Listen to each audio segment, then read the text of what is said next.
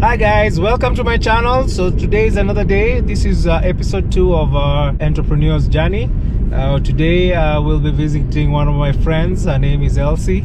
She started a company back in, we'll get to know how long ago. I've worked with her for a couple of years, and I think it will be an interesting discussion we're going to have today. Steve Jobs says that I'm convinced that one thing that separates a successful entrepreneur from those who are non-successful is perseverance. There's a quote that says also that a true entrepreneur is a doer, not a dreamer. And if you remember, during our last episode, we discussed that you have to just start. You know, most of the time we think, we dream, we keep thinking, And today's entrepreneur actually really is the epitome of that, doer mentality. Most of the time she says, you know what, jump in. She'll jump into the deep end, not knowing how to swim, and she will find her way on the other side. That's really my experience with her. I mean, she will take up projects, she will fight for her deals, she will do her best. You know, at times you go like, hey, are you sure you want to do that? Are you sure you want to take on that? And I want to say this. The first time I met Elsie, she actually called me. I was working for a cybersecurity original equipment manufacturer, and she was working for one of our resellers. So she called me and she told me, hey Willis, I was given your number by so-and-so, and I would like to meet with you to discuss, she was chasing a particular deal and wanted to establish contact. So she asked me, where can I meet you? Where is your local? And I was like, wow, okay. She was like, wherever it is, I will come there and we'll meet. So I used to that time frequent a hotel called Panari, where I would go and just have meals as I worked, and that's where she came and we met and we sat down. And she was actually the second of 2 resellers to have done that, and one of them was an older, more experienced owner of a company who also did the same. So this is a journey, man. You chase the people you need, you'll do whatever it takes. Whatever it takes to get what you need to have delivered, and most often you'll need to have a lot of perseverance, because yes, it's not so easy being an entrepreneur. In just generally it's not, but then in Kenya it's just at another level of challenges. So I hope you'll enjoy this particular episode, and give a like, subscribe, leave a comment, and please just let us know if you like this series and if you want to see more of it.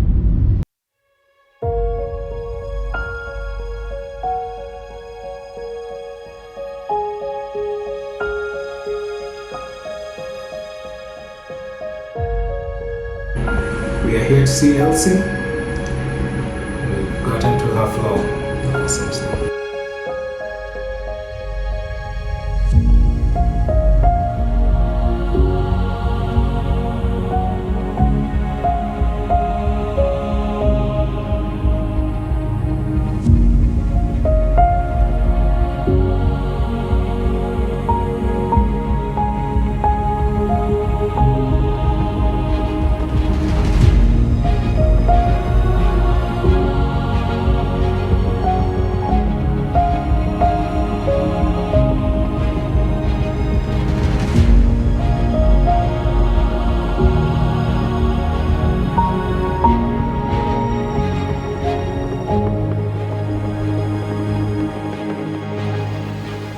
We are going on with the entrepreneur's journey, and today on the channel we have Elsie Ireri, longtime friend and an entrepreneur.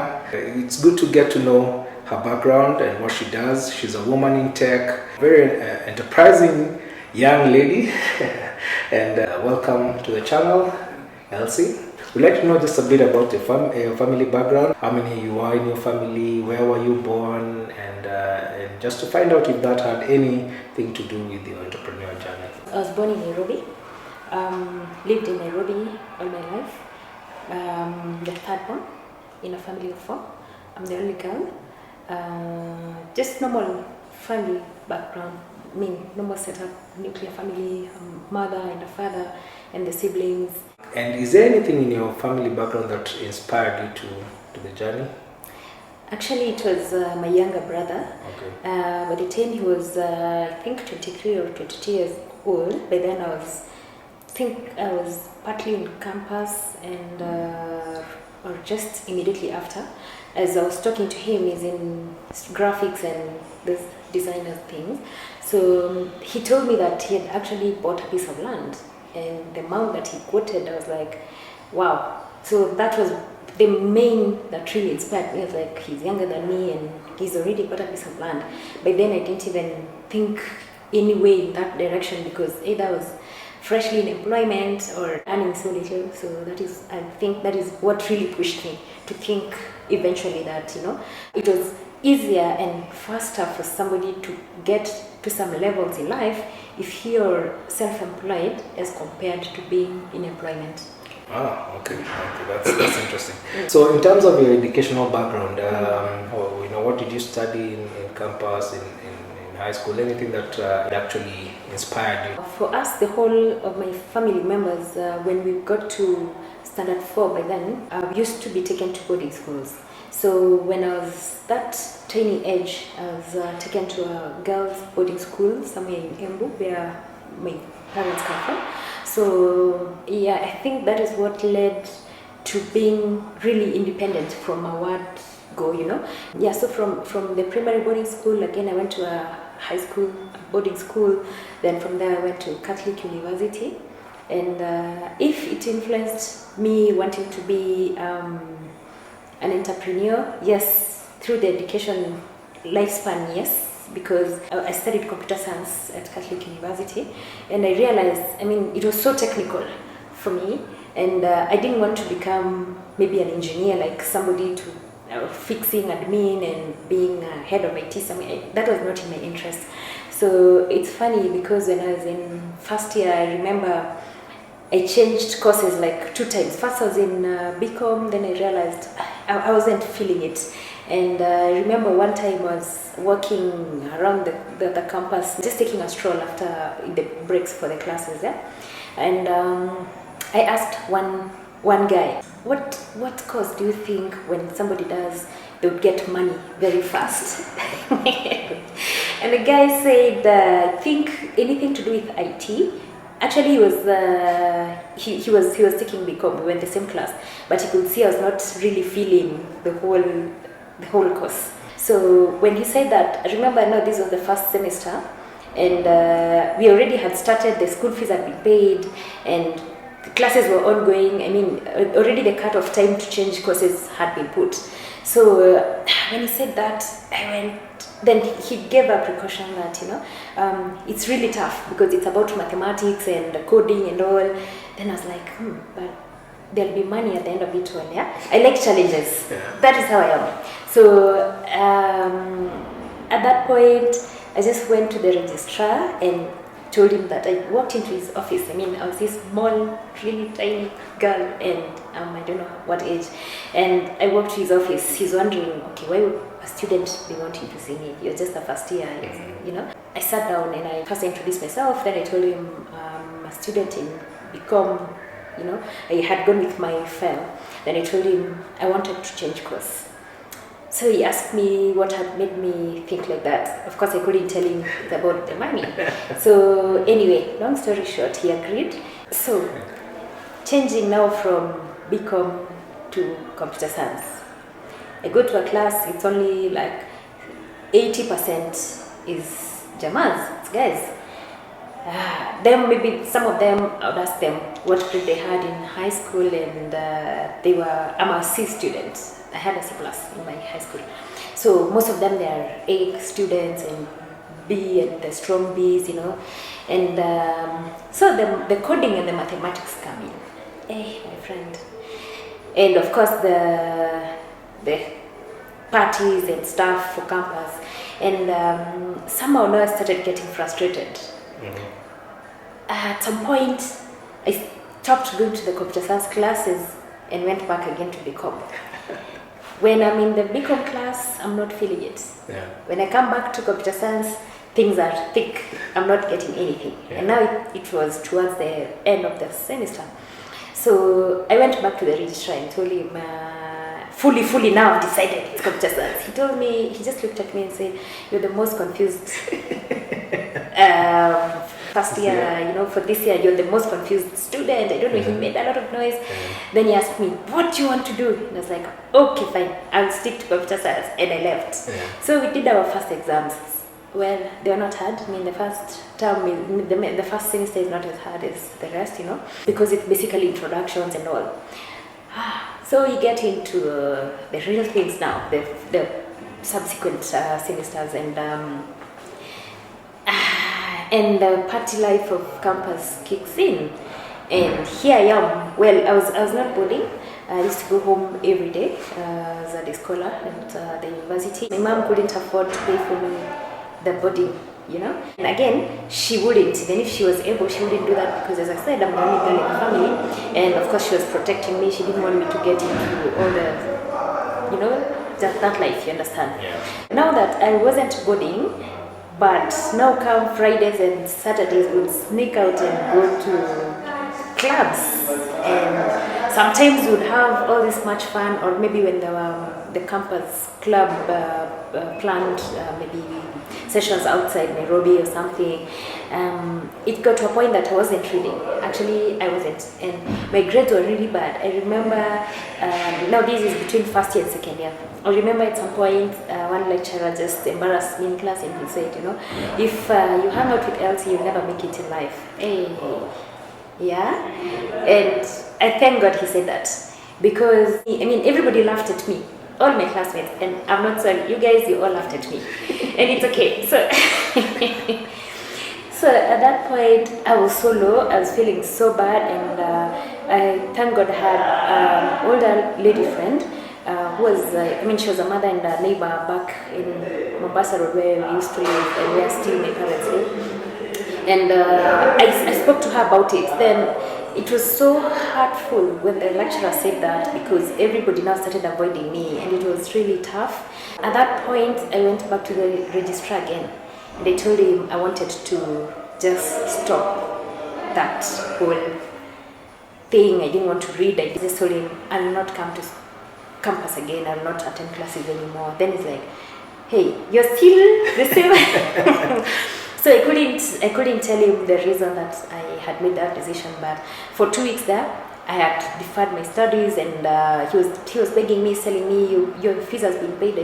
There are other students whose fees hasn't been paid, and they're trying to, finish their studies so that they can have a better life. Why I was thinking like that, but I think somehow I made up my mind. So when I went home, this lady, she's called Charity. She asked me why I had decided to stop education, and how life would be tough if I didn't do that. I'm not saying it's a must go to campus, but hey, that is the mentality that some of our parents by then had, that you have to go to school for you to make it, So we spoke with her, and 2 weeks later, I was back in campus, and this time now I was really focused. So this is my third year and my fourth year, and I would spend like 90% of the time in the library, because my grades were really bad. In first year and second year, all my grades were, I think, D's and E's. So remember, in campus, they combine all so that you get the final grade. Third year and fourth year is where really things happened. I started getting straight A's, whether in coding, mathematics, in what, like A's and strong B's. And that is what eventually made me, from the class, I graduated in second class upper division. Okay. And I thank God that day when guys laughed at me, because that is what made me get to that level. Steve Jobs actually talked about it, like the difference between successful entrepreneurs and those who don't succeed is really perseverance. And so you are almost quitting but then you decided to persevere and work at it, and also take up big challenges. That's really interesting. So after you left campus, what was your job journey like? When I graduated, the first job, it was a recommendation from Catholic University. It's very interesting that you actually got a job based on recommendation from campus, because that's something either you had first class or mostly hear from our parents' generation. During our time, we would have to go out there and hustle and get a job. Or someone, like for me, it was someone who was in campus who told us that there's this job. It wasn't campus telling us their jobs. It was someone outside telling a few of us that this job, apply, and so that's very interesting that you went through actually what older generation used to go through. Yeah, that is how it was.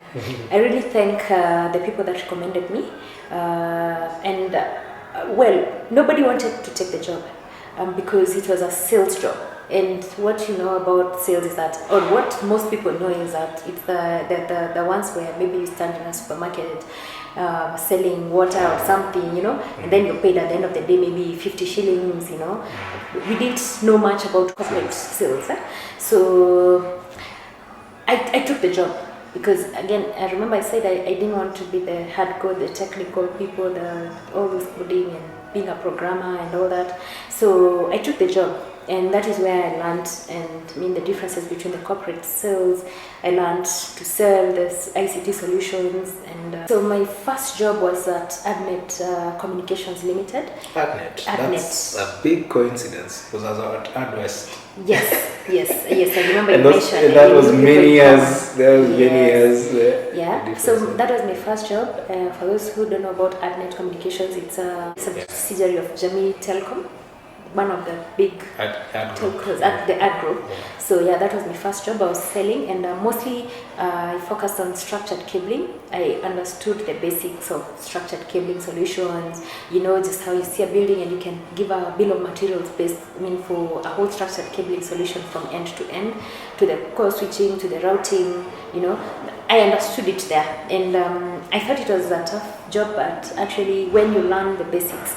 But again, as you said about education and perseverance, if I hadn't learned about the routers and the cables and whatever in campus, then it would have been a very hard place for me if I didn't also have that background. So somehow, to a very big extent, the training from computer science to transitioning now to the selling the solutions, it was really seamless.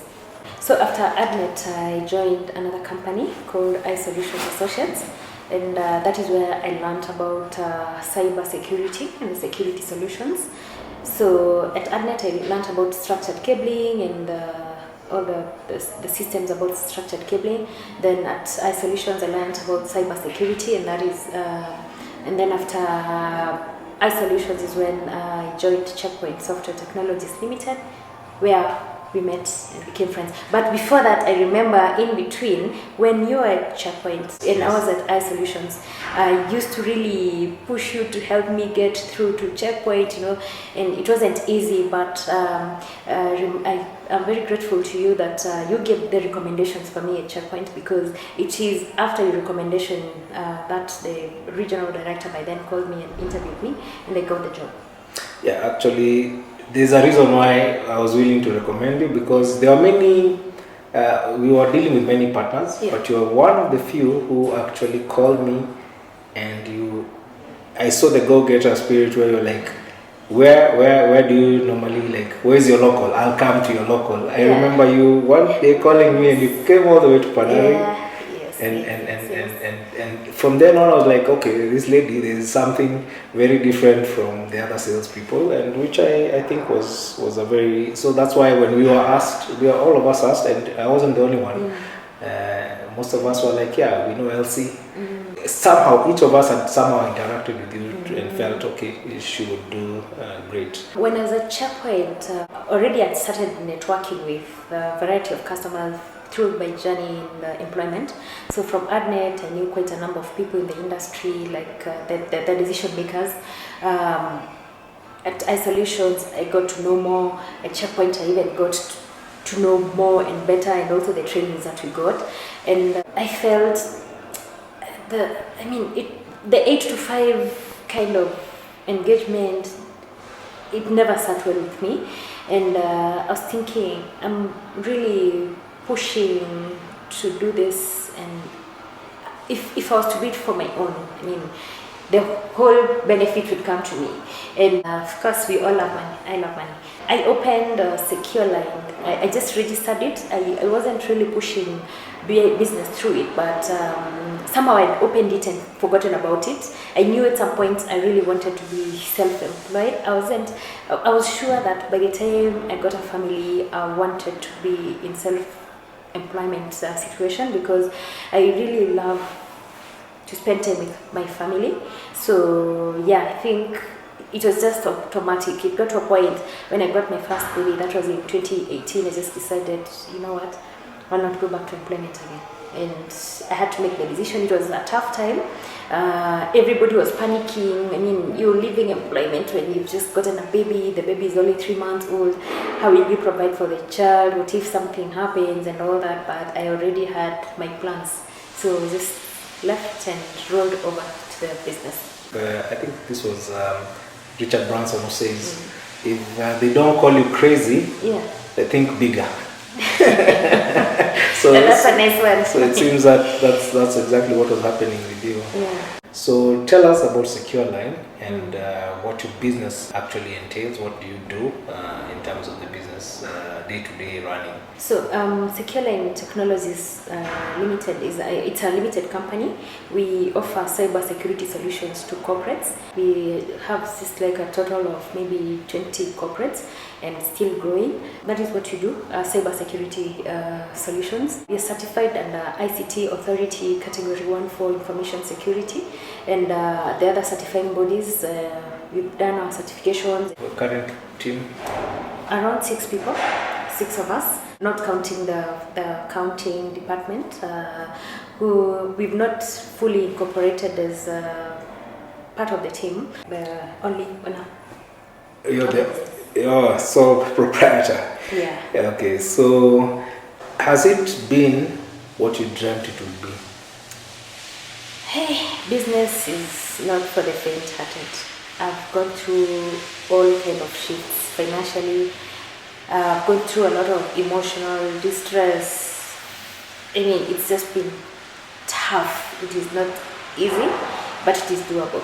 But I don't know. I thought it would be rosy. That by then I thought it would just be talking to customers, getting orders, supplying, then moving on to the next business. But apparently there are those things that cropped up along the way that I wasn't ready for.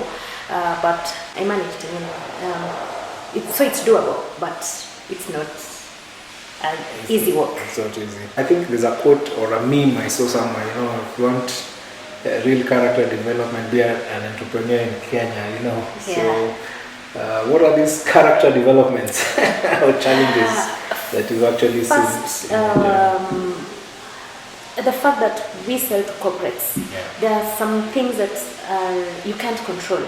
For example, you may have invoiced and expecting payment in maybe 30 days, and then it happens that whoever is supposed to sign a check or do the job or whatever else that is supposed to happen from the customer's end, maybe they're not available, or the funds are not available, or they just, if it's government, maybe the projects had not been allocated any funds, they have to source for the funds. So one of the main challenges is delayed payments, that we really hope and pray that maybe moving forward things will be better, but that is what got us into places that sometimes you may, in one time you have, let's say, 100,000 shillings on your hands, and the next minute, like 5 minutes later, you're minus, So it's, the main thing is, I think, about payments. I think creating more opportunities with the customers and getting new customers, or within the existing customers getting other opportunities. So how we are working on that is training on other various technologies, just not to focus on one, and doing the certifications so that we get the information, and at least we can now easily know an opportunity when you talk to a customer. Again, remember this is high technical solutions. So we are training and getting certified so that as much information we get, then the more opportunities we get within the customer environment. The competition, which is okay, I mean, we have so many resellers or partners for the various solutions. And yeah, sometimes it just happens that maybe in a corporate someone just doesn't want to give you the business and they want to give somebody else, and yet you're the one who's cultivated the opportunity, and it becomes really frustrating because you've already used a lot of efforts, whether it's an engineer, whether it's your own time. Yes, it's I don't, sometimes we work 24 hours in our minds, you know, you can't sleep. You're like, if that business deal fails or flops, then what will happen? You have to play all the scenarios like all the time.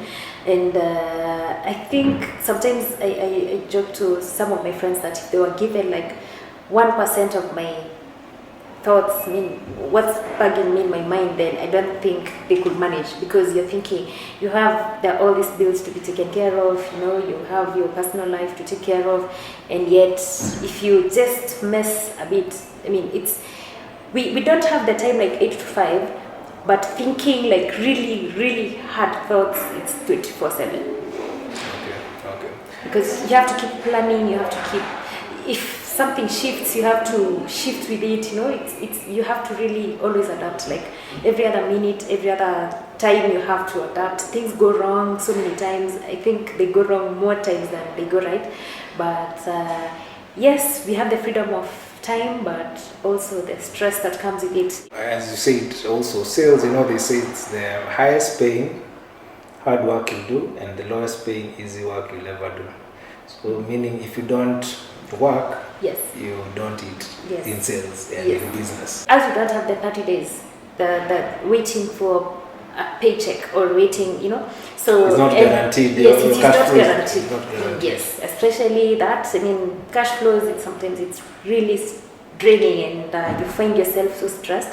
But somehow, with time, I got used to it. So part of the stress is also anything that happens and you do not make the payroll. It means there are people under you whose families. Yes. So that's another stress. Yes. The other time, yes, it's guaranteed. You're getting your salary. Yes. It's a fixed amount, but not maybe bringing in as much. Right. But now this one is your. Yes. At this point, now you can tell someone that we've had those instances when we started off, especially when we got an office. Remember, no, when I was just a freelance, it was me and just trying, you know, me starting out, rolling out. I was the only person, so it wasn't an issue. I worked from the house. I just and luckily COVID came, which was good for us because like all offices were closed, and back then we didn't have a physical office, so I didn't have any other bills.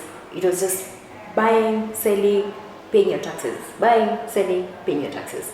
So now comes a point that the business demanded that we have a physical office. So we have the costs for the office. We have colleagues that also need to be paid.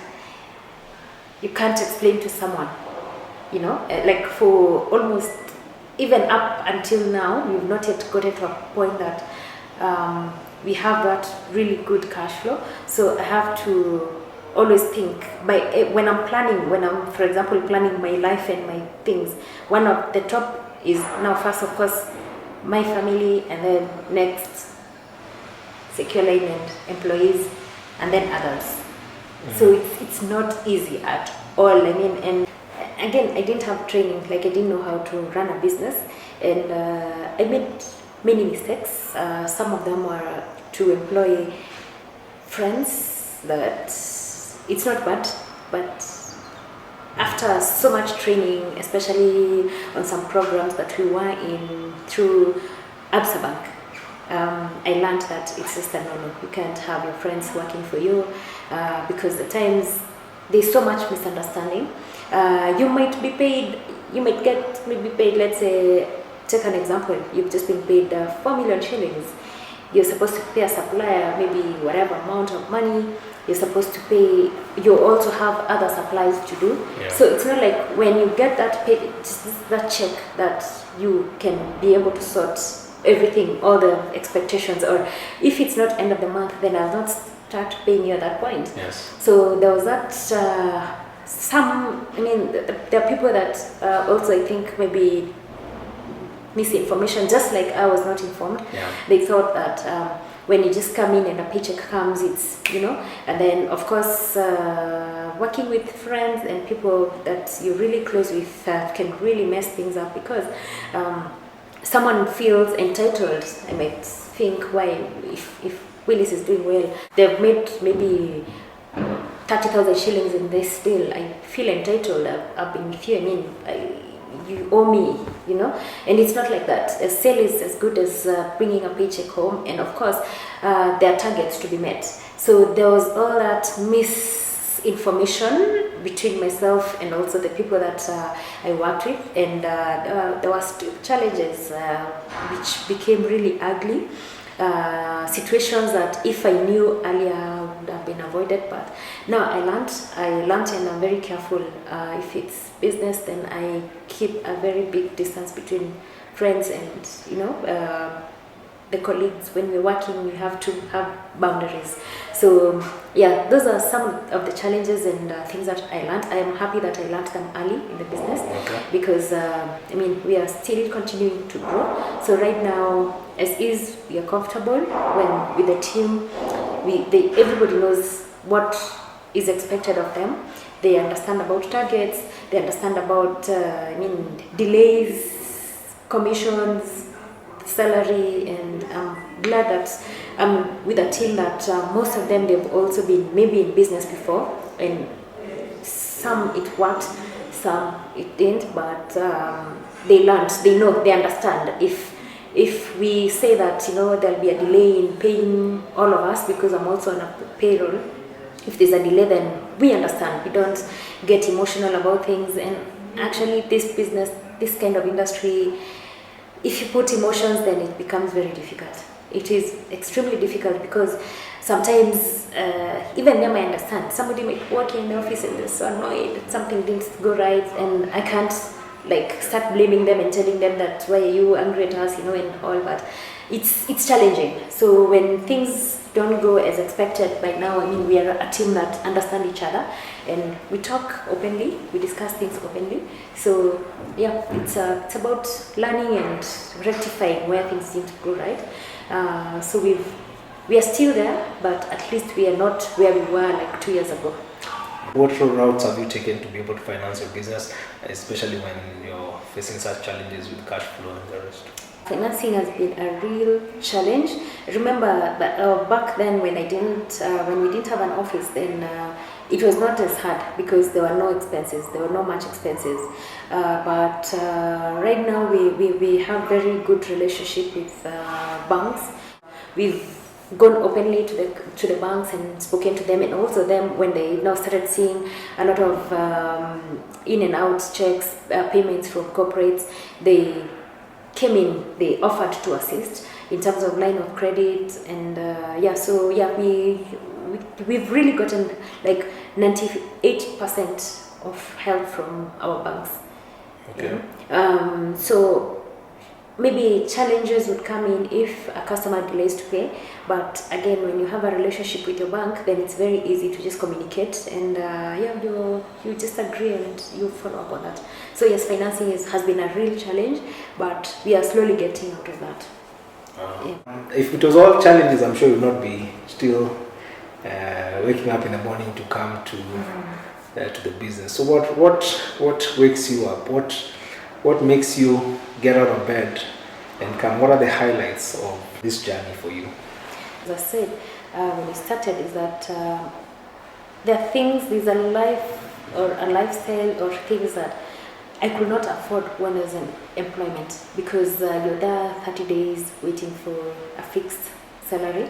But now the opportunities are as much as you're going out there to talk to customers and learning the technologies and positioning this to your customers. So in short, the more you sell, the more you gain. So when you get the money, when I was in employment, I couldn't afford so many things that right now, I'm not saying I'm there yet, but right now that I wouldn't like take a whole 60 days planning for it. If I wanted to buy something, I'll just know from the business, I can try and fix it somehow until it works. The other thing is about your time. I don't have to wake up so early in the morning to come to the office. I don't have to panic that there's traffic, I don't have to panic that I didn't send a report. I don't have to panic that I didn't do, So, there's that freedom that comes with it. And especially time, it's worth more than money. I've been able to spend a lot of time with my family and my kids. In terms of time, it's just a tick. I will not go back to employment, even if I was to be offered. I don't know what. How important is mentorship for you in your business? Like you mentioned, the training you got from ABSA. Yeah, 100% of help. And there's something that we used to hear all the time, people saying, it's lonely at the top. I'm not yet at the top, but I came to realize that there are relationships that I could not continue keeping because of especially negative energy. There are people that didn't believe, the friends that I had back then that I would maybe just mention an idea and they're like, hey, you can't, this one you can't, hey, this one you can't. This is for maybe a man should be doing this, or this is very expensive, you can't do this, and it made me slow down a bit. So when I started now making friends with people who are higher than me, especially like for the corporates, I have very good friends within the various corporates. I'll just hang out with people that maybe the CEOs in corporates, and I've learned a lot from them. I have friends that are very high above in corporate ladder, and when I have a challenge, I just call them or seek for advice from them how to go about it. So you can't do it alone. Like you have to have mentors always, whether it's church-wise or religion-wise. Family support, keeping the right friends, knowing what to share and what not to share. I learned the hard way that what they say is true. Don't disclose your plans. Just be secretive. Do your things. Let people see the outcome. Because when you open up a bit, you're really discouraged, and already it's tough economic times.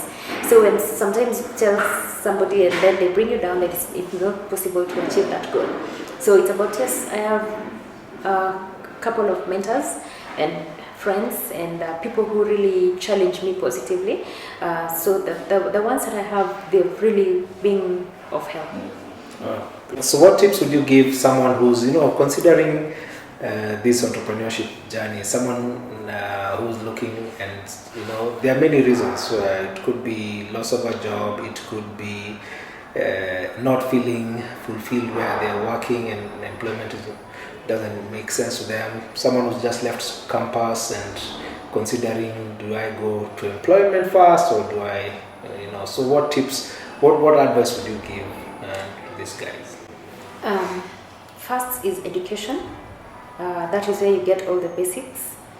Environment, whether it's where you live or the people that you interact with, it really plays a big role. If you hang out with people that don't have a focus, they're not challenging you, then you'll not make it. So if you're planning to get in entrepreneurship, I would say first get your education right. Have your first get into employment, where you learn the skills, where you get to understand new things, you learn how to interact with people in the society, you learn how to handle difficult situations. So that experience is really of help. And the people you hang out with, that's where the whole thing lies. If you stay with people that are not challenging you positively, then, or if always, like I had to cut a whole lot of things that I used to do before, I don't go to clubbing. I'm not saying it's bad, but because when you've gotten that little or much money from the you've worked for it, you've really worked hard for it, then I don't like going to spend it in a way that I'll regret I didn't meet the bills or the obligations that I had set.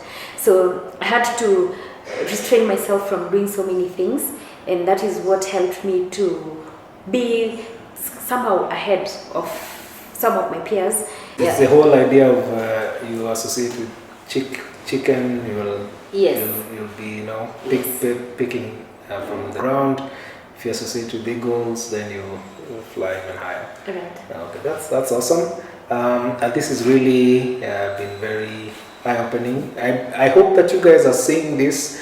It's a very interesting journey, and it's clearly anyone who has the perseverance and the determination can be able to succeed, as we are seeing Elsie doing.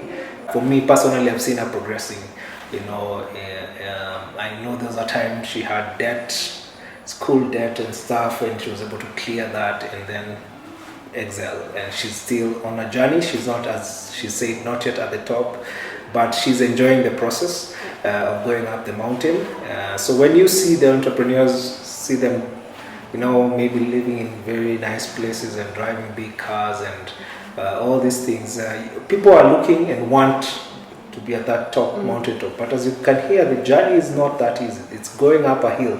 It's never that fun. When you see those photos of people who've conquered Everest and Mount Kilimanjaro, it looks beautiful when they're up there, but the journey to the top is something else. And thank you, and it's really motivational what you're saying, and I hope you guys are getting inspired in this. And if you want more such content, please subscribe, hit the notification bell, leave a like and a comment, especially on this. We've supported each other over our journey, and you see even her agreeing to spend her time, which is very precious, giving us these insights. We're really grateful. Thank you, Elsie. Thank you very much.